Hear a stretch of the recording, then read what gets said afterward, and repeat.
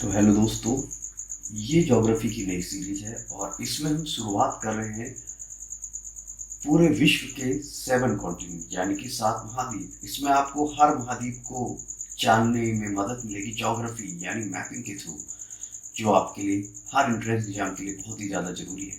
कुछ interesting way में देखेंगे इस मैपिंग को हम, ताकि आप लोगों का इंटरेस्ट इसमें जुड़ा रहे और आप एक वीडियो से ही काफ़ी क्वेश्चन सॉल्व करने के लायक हो जाए।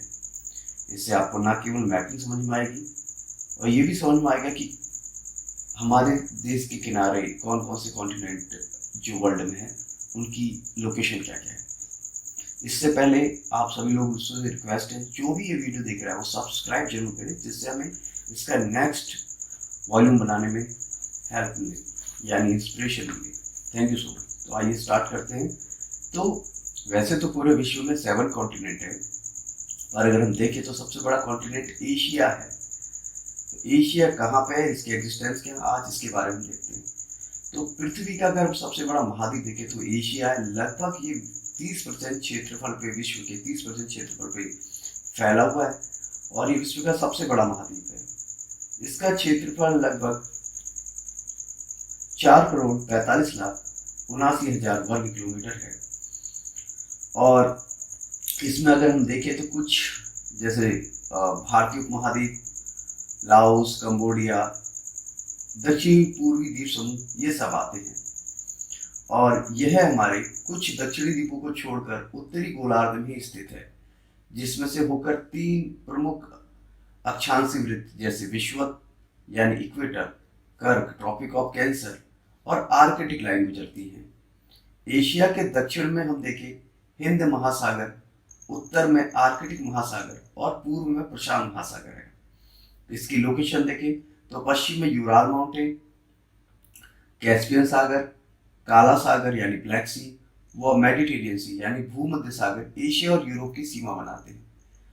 और वहीं पे लाल सागर और स्वेज नहर एशिया को अफ्रीका से अलग करते हैं। बेरिंग जल संधि यह उत्तरी अमेरिका से अलग होती है। Mongolia, Nepal, Bhutan, Turkmenistan, Uzbekistan, Kyrgyzstan, Tajikistan, Kazakhstan, Laos आदि देश इसके साथ लैंडलॉक कंट्री यानी स्थल अवरुद्ध देश है। स्थल अवरुद्ध देश वो देश होते हैं जिनकी सीमा समुद्र को नहीं छूती है। स्थल अवरुद्ध देशों में कजाकिस्तान सबसे बड़ा, जबकि मंगोलिया दूसरा सबसे बड़ा देश है। एशिया महाद्वीप में अति प्राचीन युग के स्थलखंड यानी अंगारा लैंड जैसे रूस और चाइना और गोंडवाना लैंड भारत स्थित है। एशिया महाद्वीप में 3 प्रायद्वीप है। अरब का प्रायद्वीप जो अरब में है, दक्कन का प्रायद्वीप जो कि भारत में है, इंडो चीन का प्रायद्वीप, और इसमें भी अगर विश्व का सबसे बड़ा प्रायद्वीप है तो वो है अरब का प्रायद्वीप। इंडोनेशिया और उसके आसपास के जो पूर्वी द्वीप समूह, उनको पूर्वी द्वीप समूह कहते हैं यानी ईस्ट इंडीज कहते हैं, और इनकी आकृति लगभग धनुषाकार है। इसमें अंडमान निकोबार, इंडोनेशिया, फिलीपींस और जापान के भी द्वीप समूह है। द्वीप समूह को ज्योग्राफी की लैंग्वेज में आर्कियोपेलगो कहते हैं। और फिलीपींस द्वीप समूह के पास विश्व का सबसे गहरा सागरीय गर्त यानी कि ट्रेंच है, जिसका नाम है मेरियाना ट्रेंच, जो कि पैसिफिक ओशन में है और इसकी गहराई लगभग 11,034 मीटर है। और जिसे हम विश्व की छत कहते हैं यानी पामीर के पठार को यानी पामीर नोड को हम विश्व की छत कहते हैं। ये मध्य एशिया में स्थित है। इससे विभिन्न दिशाओं में कई माउंटेन रेंज निकली है, जैसे पश्चिम में हिंदुकुश और जाग्रोस माउंटेन, पूर्व में हिमालय, काराकोरम, क्यूनुल, तिएशान। हिमालय और जो क्यूनुल है इसके बीच में विश्व का सबसे ऊंचा पठार है, जिसको तिब्बत का पठार कहते हैं। ईरान के पठार को एल्ब्रुज और जाग्रोस पर्वत श्रृंखलाएं घेरे हुए हैं। अनातोलिया का पठार का है आपका टर्की में। गोबी का जो पठार है वो ठंडा मरुस्थल है, और जैसे कि रूस के जो एशियाई भाग है उसको साइबेरिया कहते हैं। यहाँ पे 3 नदी बहती है, ओब, येनिसी और लीना, और ये तीनों नदियां आर्कटिक महासागर में गिरती है। और विश्व की सबसे गहरी जो झील है वो है बैकवाल झील, जिसकी गहराई है 1,741 मीटर, और ये आपका रूस में है। और सबसे बड़ी झील जो है कैस्पियन सागर है, जो साइबेरिया में ही स्थित है। ठीक है। एशिया में अगर बात करें कि बारिश कैसे होती है, तो बेसिकली यहाँ पे मानसूनी वर्षा होती है और एशिया का 90% जो बारिश होती है ग्रीष्म में यानी गर्मी में ही होती है। जापान और दक्षिण पूर्व एशिया के कुछ भागों में जाड़ों में भी यानी विंटर सीजन में भी बारिश होती है। अगर बात करें विश्व में सबसे अधिक वर्षा वाला क्षेत्र तो उसका नाम है मेघालय, जो कि खासी पहाड़ी में स्थित मानसीराम है, और सबसे अधिक बारिश यही होती है। और अगर एशिया के सबसे गर्म स्थान की बात करें तो जैकोबाबाद है जो पाकिस्तान में, और सबसे ठंडा स्थान देखें तो बर्फोयास साइबेरिया में, जिसका टेम्परेचर 57 डिग्री सेंटीग्रेड से -69 डिग्री सेंटीग्रेड मिलता है। बर्फोयास को पृथ्वी का शीत ध्रुव भी कहते हैं। एशिया की फसलों की बात करें तो यहाँ पे धान, गेहूं, मक्का, ज्वार, बाजरा और रागी है। नकदी फसलों के अंतर्गत चाय, गन्ना, जूट, कपास, रबर और तंबाकू आते हैं। और 92% विश्व का जो चावल है एशिया में उगाया जाता है। चीन, भारत, बांग्लादेश, जापान और दक्षिण पूर्व एशिया देश चावल के प्रमुख उत्पादक हैं। गेहूं की खेती साइबेरिया, चीन, भारत के उत्तरी मैदान में, पाकिस्तान, दक्षिण पश्चिम एशियाई देशों में होती है। एशिया में चाय की जो खेती है वो सबसे ज्यादा भारत, श्रीलंका, चीन, जापान और इंडोनेशिया के पर्वतीय ढालों पर की जाती है। गन्ने की खेती के लिए भारत, चीन, फिलीपींस, थाईलैंड, पाकिस्तान और इंडोनेशिया। जूट के लिए सबसे ज्यादा जो जूट होता है वो गंगा ब्रह्मपुत्र डेल्टा, बांग्लादेश है। कपास के प्रमुख उत्पादक देश चीन, भारत और पाकिस्तान है। रबड़ के लिए विश्व में प्रथम स्थान रखता है थाईलैंड, और थाईलैंड के अलावा इंडोनेशिया में भी रबड़ की खेती होती है, और मलेशिया में भी। एशिया में तंबाकू के प्रमुख स्थान की बात करें तो चाइना, भारत, जापान और टर्की है। एशिया की नदियों को सभ्यता का पालना कहते हैं, क्योंकि सारे धर्म बेसिकली एशिया महाद्वीप से ही निकले। जैसे यहाँ की दजला फरात नदियों की घाटी में मेसोपोटामिया की सभ्यता निकली, सिंधु नदी के किनारे सिंधु और हड़प्पा सभ्यता निकली। इस तरह से हिंदू, बौद्ध, जैन, मुस्लिम, ईसाई, यहूदी, पारसी, जरथुस्ट, कन्फ्यूशियस, जितने भी सारे धर्म हैं उनका जो उद्भव हुआ है वो एशिया से ही हुआ है। और अब हम बात करते हैं अपने एशिया में देशों के बारे में। हमने काफी कुछ जान लिया एशिया के बारे में, कहाँ स्थित है, इसकी पोजीशन क्या है। तो अगर हम बात करें दक्षिण एशिया की, सबसे पहले तो दक्षिण एशिया में हम देखते हैं पाकिस्तान को देखते हैं, जो कि भारत के साथ बॉर्डर लाइन शेयर करता है और अफगानिस्तान के साथ भी। भारत के साथ जो बॉर्डर लाइन शेयर करता है और उसका नाम है रेड क्लिफ, और जो अफगानिस्तान के साथ पाकिस्तान बॉर्डर लाइन शेयर करता है उसका नाम है डूरंड। तो बेसिकली इसकी सीमा पाकिस्तान की जो लगती है वो ईरान, अफगानिस्तान और दक्षिण पूर्व में भारत से मिलती है, ठीक है। और यहाँ पे बेसिकली 5 नदियाँ आके मिलती हैं अरब सागर में गिरने से पहले। इसमें झेलम, चिनाब, रावी, व्यास, सतलज और काबुल नदियाँ हैं। अच्छा, ये सब सिंधु की सहायक नदियाँ हैं। पाकिस्तान में इतनी नहरें निकाली गई, पाकिस्तान को नहरों का देश कहते हैं। यहाँ ज़्यादा बारिश होती नहीं है, और यहाँ ये एक तरह से एग्रीकल्चर कंट्री है, तो यहाँ पे बेसिकली गेहूं की ज़्यादा फसल होती है, कपास ज़्यादा अच्छी होती है। अच्छी सिंचाई की सुविधा नहीं है, और ज्वार बाजरा यहाँ उगाया जाता है। बाकी कुछ फलों की बात करें तो अंगूर, सेब, अखरोट, बादाम, अंजीर, नारंगी और खजूर यहाँ के प्रमुख फल हैं। पाकिस्तान की बात करें तो इसके पश्चिमी क्षेत्र में जो हम जाएंगे तो वहाँ पड़ता है बलूचिस्तान का पठार है। और अगर उत्तर पश्चिम में जाए तो यहाँ पे कुछ पर्वत श्रेणियाँ हैं, जैसे आपकी किरथर, सुलेमान और हिंदू कुश की पर्वत श्रेणियाँ, और तिरिचमीर हिंदू कुश श्रेणियों पाकिस्तान की सर्वोच्च चोटी है। और यहाँ पे अगर बात करें प्राकृतिक दर्रों की है, जो पर्वतों के बीच में से रास्ता जाता है उसे दर्रे कहते हैं, जैसे खैबर का दर्रा, बोलन और गोलन का दर्रा। जो खैबर दर्रा हिंदू कुश में एवं बोलन दर्रा किरथर श्रेणी में है। पाकिस्तान के उत्तर पश्चिमी जो नॉर्थ वेस्ट फ्रंट प्रोविंस है वहाँ पे स्वात घाटी अवस्थित है, जिसे पाकिस्तान का स्वर्ग कहा जाता है। और जियारत घाटी बलूचिस्तान प्रांत में है। पाकिस्तान की जो जलवायु है वो विषम है, क्योंकि यहाँ गर्मी में बहुत गर्मी पड़ती है और ठंडी में बहुत ठंड पड़ती है। बंगाल की खाड़ी से चलने वाला जो मानसून है यहाँ पहुँचते पहुँचते एकदम इसमें पानी बरसता नहीं है, यानी शून्य हो जाता है। और अरब सागर से चलने वाला मानसून यहाँ तक पहुँच ही नहीं पाता है। तो जाड़े में भूमध्य सागर से जो चक्रवात चलता है उसकी वजह से यहाँ पे बारिश होती है। अगर बात करें पाकिस्तान, सेंधा नमक, जिप्सम और चूना पत्थर जो मिलता है बेसिकली यहाँ एक जगह सॉल्ट रेंज, वहाँ से मिलता है। और कोयले के लिए और गैस के लिए यहाँ कोयटा क्षेत्र फेमस है। खेल के लिए सियालकोट है, और सूती वस्त्र के लिए कराची, रावल, मुल्तान। चीनी उद्योग के लिए आपका मर्दान। ठीक है, तो बाकी इसकी जो राजधानी है, इसका जो सबसे बड़ा नगर है वो कराची है, और राजधानी इस्लामाबाद है। और बाकी चीन के साथ मिलकर पाकिस्तान फादर बंदरगाह विकसित कर रहा है। तो इस तरीके से हमने देख लिया पाकिस्तान के। उसके बाद अगर हम पाकिस्तान के तो और उधर को जाए बाई तरफ, तो आपका अफगानिस्तान। तो प्राचीन काल में इसे खुरासान के नाम से जाना जाता था, और रूस और ब्रिटिश भारत के बीच अंतस्थ राज्य था, यानी बफर स्टेट था। और दक्षिण एशिया में ये सबसे एकदम न्यू नेशन है। और हिंदू कुश, कोह बाबा और चगाई पहाड़ियाँ यहाँ के मुख्य पर्वतीय क्षेत्र हैं। और बात करें काबुल, कुर्रम, हेलमंद, मोरगांव, खश यहाँ की प्रमुख नदियाँ हैं। और अफगानिस्तान की सरकारी जो भाषा है वो है पश्तो, और यहाँ पे जो जनजातियाँ वो है पख्तून, ताजिक व हजारा। यहाँ पे खेती के लिए भूमि काफ़ी कम है। यहाँ बेसिकली जो खेती होती है वो होती है या तो अफीम की, फल, सूखा मेवा, मूंगफली, ऊन। विश्व का जो 92% अफीम है उसका उत्पादन यही होता है। और बाकी आपको पता ही कि अमेरिका हमले व तालिबान के सफाई के बाद यहाँ लोकतांत्रिक व्यवस्था स्थापित की गई थी। और अफगानिस्तान की सर्वोच्च सभा को लोया जिरगा के नाम से जाना जाता है।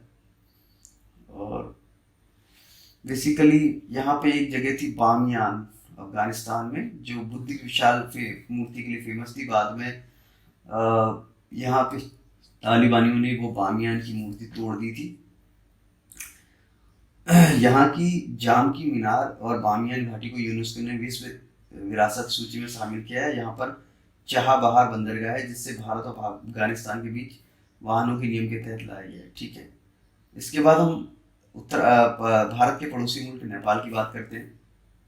नेपाल जो है आपके पश्चिम, दक्षिण और पूरब में भारत एवं चीन से घिरा हुआ है। भारत का जो बिहार स्टेट है, यूपी है और उत्तराखंड है, वो नेपाल की सीमा से लगे हैं। और बेसिकली हिमालय की गोद में अवस्थित होने के कारण से हिमालय राज्य कहा गया है। अच्छा, नेपाल में भी 3 हिमालय की पर्वत श्रेणी है, जैसे ग्रेट हिमालय, मिडिल हिमालय और शिवालिक। और जो मिडिल हिमालय है उसको यहाँ पर मतलब नेपाल में महाभारत श्रेणी कहते हैं। और ग्रेट हिमालय में बेसिकली यहाँ पर जो ग्रेट हिमालय नेपाल का, उसमें विश्व की सर्वोच्च ऊंची चोटी माउंट एवरेस्ट है, जिसे नेपाल में सागर माथा कहते हैं। उसकी जो ऊंचाई है 8,849 मीटर है। अच्छा, नेपाल और चीन की सीमा जो बीच में पड़ती है वहीं पे ये माउंट एवरेस्ट पड़ता है। कंचनजंगा नेपाल और सिक्किम के बीच में है। और प्रसिद्ध जो काठमांडू है और पोखरा घाटी नेपाल के मध्यवर्ती भाग में। अच्छा, नेपाल से जैसे ही आप नीचे जाएंगे पहाड़ से, तो तराई क्षेत्र आ जाएगा, और वहाँ की जलवायु थोड़ी गर्म और थोड़ी ठंडी है। यहाँ की नदियों की बात कर लें, क्योंकि यहाँ की नदियाँ सदा नीरा है, क्योंकि ग्लेशियर पिघलता रहता है, पानी आता है। उसमें कोसी है, बागमती, गंडक है, काली है, कर्नाली है, अरुण है। और अगर बात करें यहाँ की जनसंख्या, तो सबसे ज़्यादा जो जनजातियाँ यहाँ पे गोरखा है, शेरपा है, भूटिया है। और गोरखा अच्छे सैनिक होते हैं, और शेरपा संसार में मतलब संसार के जो कुशल पर्वतारोही माने जाते हैं। नेपाल की काठमांडू घाटी जो है लुम्बिनी चितवन नेशनल पार्क और सागरमाथा नेशनल पार्क को यूनेस्को ने विश्व विरासत में शामिल किया है। और बुद्ध का जन्म भी यही हुआ था, लुम्बिनी में। बाकी यहाँ पे भूकंप तो आते ही रहते हैं। अब बात करते हैं भूटान की। भूटान भी नेपाल की तरह हिमालयी राज्य है, जो पूरी हिमालय के बीच में बसा हुआ है। भूटान को लैंड ऑफ थंडरबोल्ट भी कहते हैं। थिम्पू इसकी राजधानी है। और कुला कांगड़ी जो है भूटान का सबसे ऊंचा पर्वतीय शिखर है। तो संगकोसु, तोंग, शायू और मानस यहाँ की प्रमुख नदियाँ जो ब्रह्मपुत्र में अपना जल गिराती है। तो आप भूटान देख सकते हैं। आप पूरब की ओर जाएंगे हिमालय रीजन में, जैसे नेपाल है, नेपाल के बीच में जब सिक्किम पड़ेगा, सिक्किम के उधर आप जाएंगे तो भूटान पड़ेगा आपका। और जनसंख्या जो यहाँ पे अधिकांश जनसंख्या वो चुम्बी घाटी से होकर सिक्किम को जाने वाले मार्ग के आसपास है। और यहाँ पर भूटिया जनजाति की प्रधानता है। और सकल राष्ट्रीय प्रसन्नता सूचकांक अपनाने वाला भूटान विश्व का पहला देश है। इसके बाद हम बात करते हैं बांग्लादेश की। तो भारत के एकदम पूर्व में सीमा बॉर्डर लाइन में जो हमारा पड़ोसी देश है वो बांग्लादेश है, जो तीनों ओर से भारत से घिरा हुआ है। दक्षिण में बंगाल की खाड़ी को छूता है। अच्छा, बंगाल के डेल्टाई जो प्रदेशों से विश्व के सबसे बड़े डेल्टा गंगापुत्र ब्रह्मपुत्र डेल्टा पे स्थित है। और डेल्टाई भाग में ज्वारी वन मिलते हैं जो सुंदरवन के नाम से फेमस है, इसमें बाघ भी मिलते हैं। और अगर बात करूँ बंगाल की खाड़ी, तो चक्रवात तो आते रहते हैं यहाँ। दक्षिण पश्चिम मानसून पहुंचने से यहाँ पे बारिश होती है 250 से 500 सेंटीमीटर। और बांग्लादेश में ब्रह्मपुत्र को जमुना कहा जाता है और गंगा को पद्मा कहा जाता है।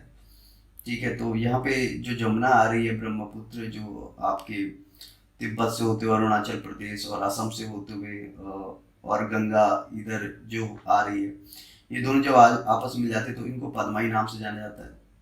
फिर सिक्किम से तीस्ता नदी निकलती है और इसी पद्मा में मिल जाती है। और जो सुरमा घाटी से लटका जो पहाड़ी क्षेत्र है, वहां से जब मेघना नदी मिलती है पद्मा से, तो उसके बाद इसका नाम मेघना हो जाता है और ये नदी आके बंगाल की खाड़ी में गिर जाती है। इसे नदियों का देश भी कहते हैं बांग्लादेश को। और बेसिकली क्योंकि यहाँ की जलवायु गर्म है और मिट्टी बहुत अच्छी है, नदी भी बहुत अच्छी है, तो यहाँ पे धान और जूट बहुत अच्छा होता है। इसे गोल्डन बाउल ऑफ राइस कहते हैं, सोनार बांग्ला भी कहते हैं। मिट्टी बहुत ज़्यादा उपजाऊ है। यहाँ की राजधानी ढाका है और सबसे बड़ा पत्तन चटगांव है। और यहाँ के पहाड़पुर स्थित बौद्ध विहार, खंडर और सुंदरवन को यूनेस्को ने विश्व विरासत सूची में शामिल किया है। अच्छा, अब हम आगे बात करते हैं कि श्रीलंका की। तो नारियल के आकार का ये जो देश है, ये बेसिकली पाक जल संधि से भारत से अलग है। आप नीचे देखेंगे तो भारत में जो रामेश्वरम के निकट धनुषकोडी और श्रीलंका में जो तलैया मन्नार के बीच में कोरल से डूबे हैं, एक प्रवाल द्वीप है उस जिसको हम एडम ब्रिज कहते हैं, आदम का पुल कहते हैं। तो श्रीलंका का जो उत्तरी भाग उसे जाफना प्रायद्वीप कहा जाता है और उत्तर पश्चिम के तटीय पट्टी को छोड़कर जितना भी द्वीप है वो कठोर शैलों से बना हुआ है। और श्रीलंका की सबसे ऊंची चोटी पिथुरा थाला गला है। और आदम शिखर श्रीलंका को की अन्य महत्वपूर्ण पर्वत चोटी है। ठीक है, महावेली गंगा श्रीलंका की सबसे लंबी नदी है। यान और अरूबी भी यहाँ की कुछ नदियां हैं। और यहाँ पे जो बारिश होती है वो बेसिकली उत्तर पूर्वी एवं दक्षिण पश्चिम मानसून पवनों के द्वारा होती है। चावल ज़्यादा होता है और चाय, रबड़, नारियल और मसाले यहाँ की प्रमुख नकदी फसलें हैं। चाय श्रीलंका की राष्ट्रीय आय का प्रमुख साधन है क्योंकि विश्व में चाय का सबसे बड़ा निर्यातक देश है। मन्नार की खाड़ी से मन्नार की जो खाड़ी वहाँ से मोती निकाला जाता है। इसी कारण प्राचीन काल में इसे रत्नद्वीप भी कहा जाता था और पूर्व का मोती भी कहा जाता है श्रीलंका को। और कोलंबो जो है श्रीलंका की राजधानी तथा सबसे बड़ा पत्तन है। और बाद में बात करते हैं कि यहाँ पर अगर बात करें तो आपका जो जाफना प्रायद्वीप है वो तमिल बाहुल्य क्षेत्र है, उससे श्रीलंका एलिफेंटा दर्रे से जुड़ा हुआ है। और श्रीलंका में मुख्य रूप से सिंगली रोग ही रहते हैं और यहाँ तमिलनाडु से काफी संख्या में तमिल भाषी भी आकर बस गए, इसलिए जो सिंगली और तमिल है दोनों यहाँ की राष्ट्रभाषा है। तो ये बात करी हमने श्रीलंका की। इसके आगे हम देखते हैं मालदीव। मालदीव बेसिकली ये भारत के दक्षिण एशिया का सबसे छोटा राष्ट्र है। तो भारत के अगर आप इधर जाएंगे, मालदीव में कुल मिला के 1200 द्वीप है और ये भारत के मिनी कोय द्वीप से 8 डिग्री चैनल से अलग होता है जो मूंगों की चट्टानों से बना है। और मालदीव की भाषा दिवेही है और मालदीव पहले ब्रिटेन का उपनिवेश था। यहाँ भी खेती होती है और फिशरीज इंडस्ट्री है। और मालदीव में सिंगली, द्रविड़ व अरब जनसमूह मिलते हैं। ठीक है, और शार्क देशों में मालदीव प्रथम स्थान रखता है विश्व सूचकांक में। अब इसके बात करते हैं दक्षिणी पूर्व एशिया की। तो दक्षिणी पूर्व एशिया में आपके आ जाते हैं बेसिकली म्यांमार, मलेशिया, इंडोनेशिया और आपका जापान। तो पहले हम बात कर लेते हैं म्यांमार। इसे स्वर्ग पैगोडा का देश कहा जाता है। यहाँ पे मांडले और यांगून रंगून इसकी पुरानी राजधानियां रह चुकी हैं। अच्छा, अराकान योमा यहाँ की प्रमुख पर्वत श्रेणी है। ये हिमालय का पूर्वी मोड़ है। हकाका बुराजी म्यांमार की सर्वोच्च ऊंची चोटी है। और अराकान योमा, चिन, नागा, पटकुई यहाँ के शान पठार और कायनी पठार खनिजों से भरपूर है। टिन का अच्छा भंडार है बेसिकली। और इरावदी नदी को म्यांमार की जीवन धारा भी कहा जाता है, क्योंकि ये नदी यहाँ की सबसे खास नदी है। तो मांडले जो शहर है वो इरावती नदी पे ही बसा हुआ है, और इसे चावल का कटोरा भी कहा जाता है म्यांमार को पूर्व का। ठीक। इसके बाद हम बात करते हैं मलेशिया। तो मलेशिया दो भागों में बटा हुआ है, एक तो मलाया प्रायद्वीप है और दूसरा बोर्नियो द्वीप का उत्तरी भाग। और ये इसके 65% भाग में रबड़ के भाग हैं, जिन्हें रबड़ स्टेट कहा जाता है। तो रबड़ के लिए मलेशिया विश्व के लिए अग्रणी देशों में, क्योंकि और मलेशिया ताड़ तेल यानी पाम ऑयल का भी एक बड़ा उत्पादक देश है। अच्छा, इसके बाद हम बात करते हैं आपके इंडोनेशिया की। तो मलेशिया टिन के लिए भी फेमस है वैसे। ठीक है, इंडोनेशिया पे आते हैं। तो इंडोनेशिया, जैसे आप मलेशिया से आगे बढ़ेंगे तो आपको इंडोनेशिया मिलेगा। तो इंडोनेशिया की लोकेशन देखें तो दक्षिण पूर्वी सिरिया और ऑस्ट्रेलिया के बीच में है, और इंडोनेशिया के 13,000 से अधिक द्वीपों में से मात्र 6,000 द्वीपों पे ही लोग रहते हैं। और इसमें मुख्य द्वीप है बोर्नियो, सुमात्रा, जावा, बाली, मदुरा, सुलावेसी और इरियन जावा। ठीक है, तो ये काफ़ी लंबा, यहाँ का जो जावा द्वीप है वहाँ पे लोग ज़्यादा बसते हैं, और वहाँ का ही सबसे प्रमुख ज्वालामुखी क्राकातोवा। तो यहाँ पे बेसिकली अगर इंडोनेशिया की बात करूँ तो सिंकोना के लिए फेमस है, क्योंकि सिंकोना की छाल कुनैन से बनाई जाती है, जो मलेरिया के लिए फेमस है। और ये सिंकोना का जो उत्पादन केंद्र बाडुंग है, बाडुंग। ठीक है। तो इंडोनेशिया पहले डच लोगों की कॉलोनी थी, फिर भाषा यहाँ की राष्ट्रभाषा है, जकार्ता यहाँ की राजधानी एवं सर्व प्रमुख पत्तन है। ठीक है। तो इसके बाद आपकी कुछ और भी एशिया के स्टेट हैं, उसको हम नेक्स्ट इसके वॉल्यूम सेकंड में करेंगे। और अगर आपको इसका सेकंड वॉल्यूम चाहिए होगा तो आप इसको जरूर चैनल सब्सक्राइब करें। Thank you so much.